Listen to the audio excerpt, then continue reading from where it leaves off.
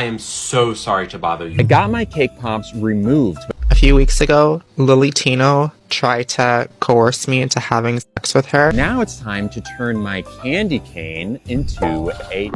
Lily Tino, honestly, TikTok's most unwanted trans creator, did something really awful again. But who am I kidding? I guess that's not very surprising anymore, is it? As she's definitely one of those individuals who always seems to have a new controversy every time she shows up on our feed. Much like this person described here. I scroll past and there's always an issue. Every time they're out, whether it's the food or the people around them. They do anything for views. Annoying, regardless of who you are. And since the last time we covered her on this channel, which by the way, really wasn't that long ago, she's somehow got some fresh, questionable takes on some very important topics that will probably make you mad at her all over again after watching this video. Oh boy, buckle in, buckaroo. Like, I'm sure you guys still remember that Disneyland incident. It's probably the one that made her pretty famous. The one where she uploaded a video with kids running behind her while talking about her gender reassignment using cake pops and a stick. And just remember how annoyed everybody was, for good reasoning, by the way, may I just simply add. Well, once again, she did the same exact thing, filming herself in a public park and explaining the next surgical step after removing her male genitalia, using Christmas sweets to demonstrate the whole procedure. Honestly, I wish my doctor would describe every illness that I have with Christmas foods. It really takes the edge off, doesn't it, guys? But going back to the video in hand, because let's be honest, after all, I mean, she knows damn well how many people were pissed off about that first video, yet she still went ahead and posted something just as unhinged, which just kind of goes to show that she's not capable of reflecting on or learning from any of her actions, especially when you think about the alleged SA incident involving two other trans TikTokers, Colleen and Cassie. And even with all that controversy still looming over her, it feels like nothing has changed, as things are still spiraling out of control, which is exactly why in today's video we're taking a look at some of the most outrageous things she's done over the past few weeks and months. At this point, I can't imagine any sane person choosing to go into a public space and thinking, yes, this is definitely the perfect spot to talk about my genitals and how my surgery's going to go when I remove them and they give me a new one. Let's be honest, guys, this really only tells us one thing. Maybe Lily is not a normal person. And look, I get it. You didn't click on this video to hear that amazing revelation. We already knew that. And yes, also, I mean, sure, I understand why some people might want to know about her gender affirmation surgery, because it's a big part of her transitioning, and it's natural to be curious. But I would personally have more respect for her if she perhaps, I don't know, didn't overshare all those unnecessary details in a park filled with children. Because there's a time and place for talking about this kind of topic, and sometimes less is kind of more. So thanks for the mental image, Lily, but this is something that really should have stayed between you and your surgeon. I do think there's an element of narcissism to Lily's videos. They know exactly what they're doing, but they don't care or have any respect for anyone else. Hits the nail perfectly on the head. And while she definitely has every right to say whatever she wants, obviously, I mean, after all, it is her experience to share. In my opinion, she should have been a little bit more mindful about the things she chose to disclose. Because going into extreme details doesn't really add value to her video, and most viewers probably don't even need or want to hear all of that, making it hard to see the point of publicizing the level of information in the first place. And here we go again. She's using food like candy canes and donuts and cake pops to drive whatever point she's trying to make, which honestly I think I'm still trying to work out myself, and honestly doesn't seem all that helpful for anyone who now has to associate all those treats with her messages. Yes, Lily, I haven't tried half those foods, but thank you for ruining those experiences for me. I can now never look at a cake pop in the same way ever again.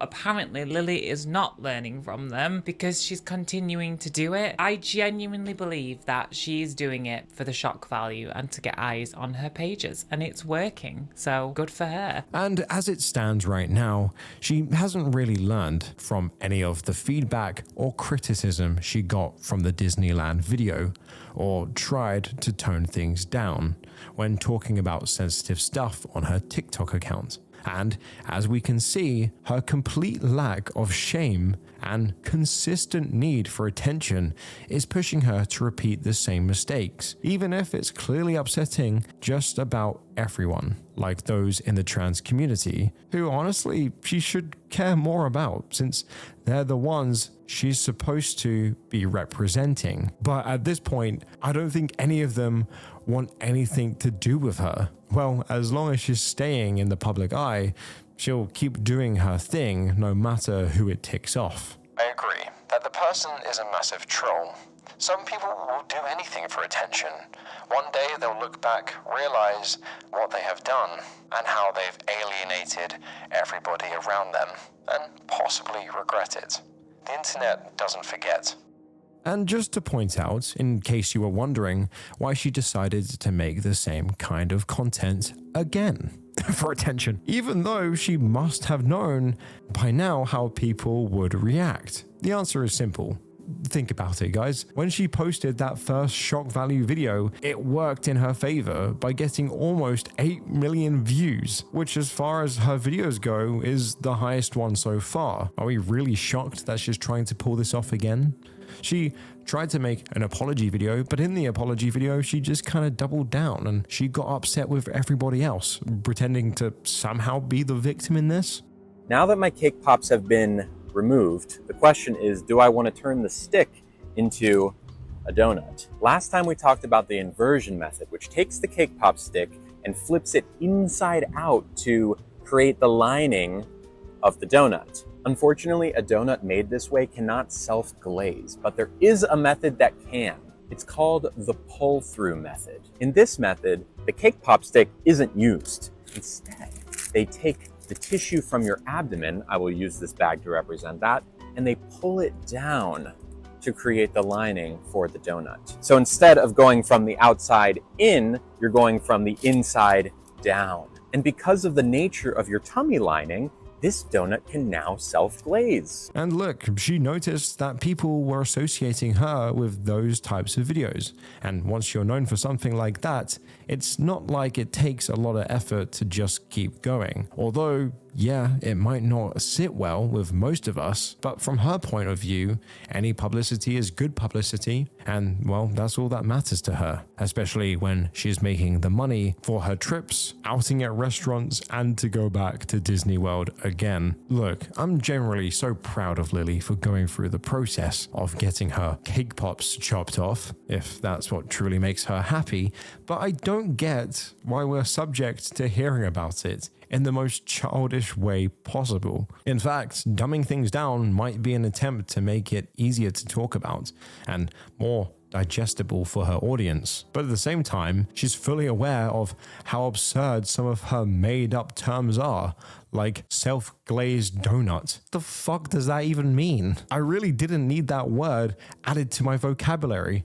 Also, does it not feel a little bit naive to think that Lily doesn't realize the kind of fallout she gets from most of her videos? The Disneyland incident, for example, wasn't the first time she posted something controversial like that, as she's been making, and I'm doing air quotation marks right now because I really mean it, educational videos for a while now. But as we know, they're not really as innocent as they sound. because they often just end up focusing on topics that feel more like a cover for her fetishes or personal interests, even if that's not always obvious. But that one really caught people's attention. Look, what I'm trying to say is, Lily isn't clueless about the impact her videos have. In fact, she knows exactly what she's doing here, and not just randomly making content without thinking about how they'll be received. She saw how many millions of people watched that video, and now she's clearly repeating her old strategy, hoping it'll get her the same kind of buzz, or maybe even more. She does not care how you feel. She's very manipulative and comes across as a giant narcissist. Okay, let's try and look at this from a different angle perhaps. If a straight guy, or seriously, at this point, anyone, started talking about the same stuff Lily talks about and shares it online, people would obviously still find it pretty weird and inappropriate, especially if there are kids around or there's something that could be heard or seen by others. So at that point, it's obviously not about gender in this case. It's more about the fact that certain conversations just don't belong in public. I don't want to hear about anybody's sexual health in public at a restaurant, whether gay, straight, or trans. Time and place matter immensely. And every single time somebody tries to hold her accountable for her actions, she immediately plays the transphobia card as a way to just sidestep any responsibility, which honestly is this creep's only way to avoid any sort of consequences, even when she's actually had chances to stop doing things that upset a lot of people. She just keeps on going. That's how seriously unhinged Lily Tino is. But that's just the tip of the iceberg, with honestly far worse things to come in this video, guys. Buckle in, because following the SA incident involving Colin and Cassie in mid-late 2024, Lily went on one of her TikTok live streams and told her followers that she needed to step away for her mental health. But it seems like the actual reason she wanted a break wasn't so much because of her mental health crisis, but more because of the drama surrounding the recent SA allegations. Now, Lily, while claiming to be going through this crisis, was in fact still active on OF and posting adult content on Twitter. Obviously, just normal things like that everybody does when we're feeling a little bit down in the dumps, right guys? It's what we all do. Oh yeah, sure. Just telling everybody that you're in a fragile state while charging people for explicit content. Wow. That really shows how much you're struggling, Lily. You gotta keep up with that grind. And to top it all off, she was asking people to send her $1.50 if they supposedly cared more about her mental health than money.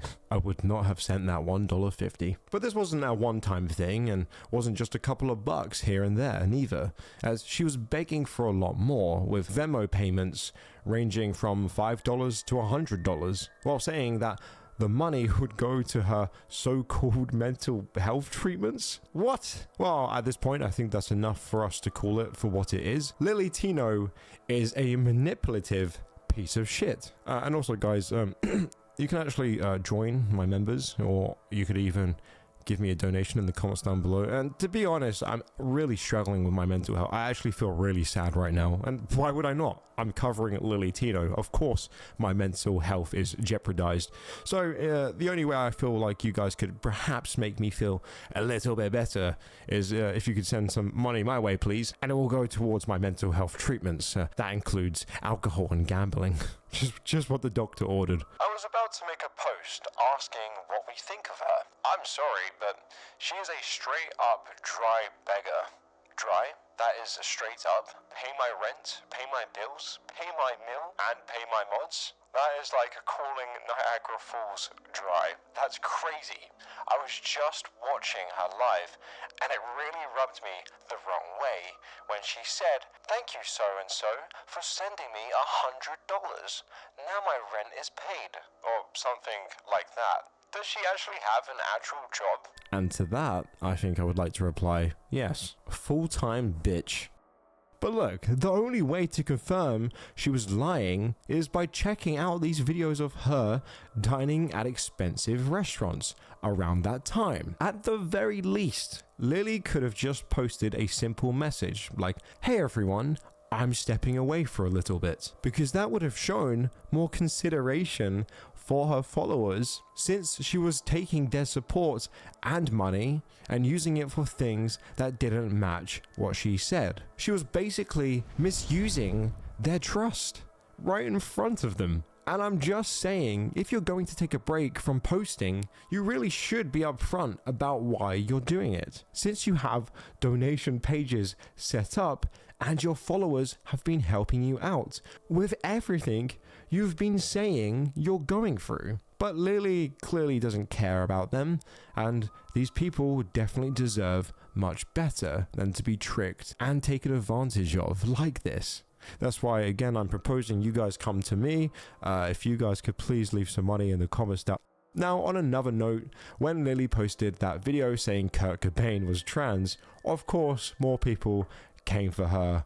And for some reason, she still hasn't apologized, but keeps trying to just justify herself. I do think that because my content is so grabby, the Kurt Cobain video is such a great distillation. That was maybe one of the first that really started getting me a lot of hate from the right, but also from some other trans people. I bet you didn't know that Kurt Cobain was probably trans. People got really upset about that, but for different reasons. I knew that that would upset people. That's not why I made the video though, right? The goal is not to make people mad. The goal is to educate people, right? And in 2024, a big part of getting views on your content is by making them interesting, right? And making them vibrant and catchy, right? I'm sure some people would probably say, as much as they hate Lily, they can kind of get why she's so sensitive about being misgendered, because she's still in her early stages of her transition. But let's be honest, I don't feel like that is 100% accurate.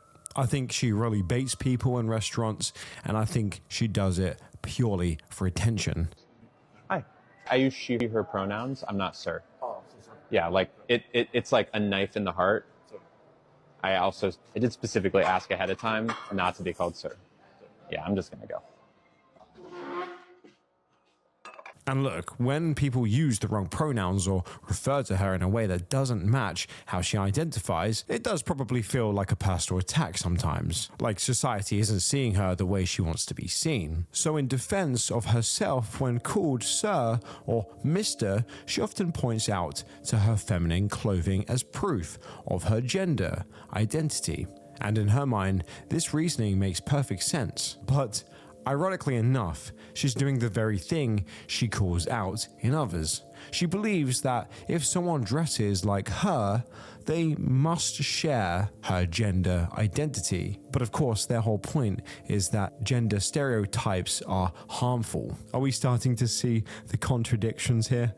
Kurt wore a lot of women's clothing, and when asked about this, they replied that they wore dresses all the time because they felt comfortable and free. And just look at Kurt in these pictures, they look so happy. And in an interview about their childhood, Kurt said that they mostly hung out around girls, and that at one point, they thought they might be gay. Notice how she also mentioned that Kurt seemed happier and more confident when wearing female clothes, which, okay, he might have truly felt more like himself in that style, I guess. But what she's overlooking, aside from spreading false information, is that by using the pronoun they for Kurt, she's literally misgendering him. Or whatever Gen Alpha says these days when they're angry. I don't know, I'm clueless. And considering that Kurt passed away over 30 years ago, he can't defend himself, along with the fact that he had a wife and child. Well, it's obviously, guys, it's very disrespectful, Lily, and I think you should apologize, especially to assume his gender identity without acknowledging the context of his life and how he actually identified, and he never really particularly expressed a desire to be identified otherwise. So you cry when people assume your gender, but now it's okay to assume a dead man has gender dysphoria. Sort your head out. Although in this particular situation, it's almost become second nature for most of us to judge people based on their clothing or the way they carry themselves, which I'm not saying is a good thing, but it's certainly interesting, especially when someone who claims to be an advocate for gender inclusivity is engaging in the same behavior she's trying to challenge. Kurt Cobain might be dead, but his wife is alive. Lily is disrespecting Kurt's wife.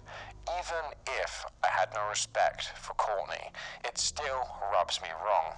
Actually, reading through the comments on our last video about Lily kind of gave me a better sense of where a lot of your frustrations are coming from, and why I get why some of you are so often offended by some of the things she's done in her videos. One person even pointed out just how hypocritical she is, stating that Kurt Cobain, they, is exactly the same as calling Lily he, which really just goes to show that she's not really seeing how her actions don't line up with what she's preaching. Lily Tino, of all people, should know better about this, as she talks a lot about how important it is for people to express their gender freely and consistently addresses transphobia. The issue is that she's making Kurt's fashion choices as a big statement about queerness, but that's not really accurate, because back in the 90s, grunge fashion was a lot more flexible, and men wearing dresses or androgynous clothing didn't always mean anything about their gender or sexuality. It was tied heavily to the rebellious, anti-establishment echoes of the era, where people dressed however they wanted without feeling the need to make it some grand statement. So you're the person who thinks they can always tell when someone's trans, huh? Okay, well, let's put that to the test. I'm about to show you a series of photographs, but it is up to you to determine if each person is trans or not. Starting with this man. Handsome, good hair, trans? Yes, George Evans is a trans man and a lovely human being. What about this woman? Lovely skin, beautiful smile, trans? Yes, Jamie Pandit is indeed a trans woman. Now, what about this woman? There are women with beards and short hair, but it's actually a cisgender man, Josh Sider, who pretends to be trans and black in order to own the libs. Good luck to you, Josh. Despite being called out multiple times for this, it's honestly becoming more alarming how unapologetic she's gotten as she keeps pushing people's buttons by playing this trans or not guessing game. Well, you can definitely tell she studied those individuals beforehand. But if anyone were to ask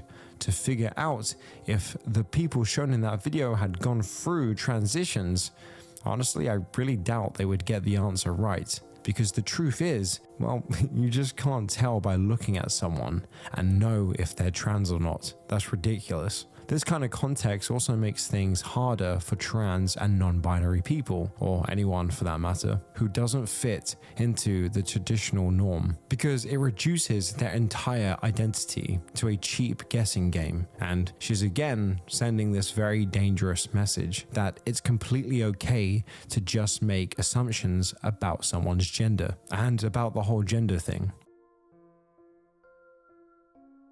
It's a girl, or I'm a girl. Now, this is actually my second gender reveal, because the first time my parents told the world that I was a boy, which is incorrect, but I do not hold it against them, because how could they have known I was gonna be trans? But it's a good reminder that the parts you see on an ultrasound don't determine a baby's gender. And how is that possible? Well, think about it like this marker. A blue cap usually means a blue marker, but sometimes marker caps get switched, and in this case, it is a pink marker. See, that's what happened to me. They saw something on the ultrasound that usually means it's a boy, but the cap was cap, and I turned out to be a girl. So should we stop doing gender reveals? Of course not. Gender reveals are a great way to celebrate the birth of a child. What I'm suggesting is instead of doing it before the kid is born, do it after they're born. This way, the kid can proudly tell the world that they're a boy or a girl or non-binary, yay! And since the kid is involved, they get to take ownership over the whole process. They can cut a cake or smash a piñata or do whatever creative spin they want on it. It's like a rite of passage that every kid looks forward to. And instead of parents speaking on behalf of their kid, the kid gets to speak for themselves. This time, Lily's suggesting that the new parents should stop doing gender reveals and wait until the kid is older to figure out their gender. I guess we're supposed to just wait until the kid turns 18 to decide if they want to share their gender with the world. I mean, honestly, that's one of the stupidest things I've ever heard. And believe me, we've heard a lot of stupid things on this channel. And at this point, it's no wonder why so many transgender people have already lost all respect for Lily, as she continues to be a disgrace in the community with her misguided, tone-deaf statements.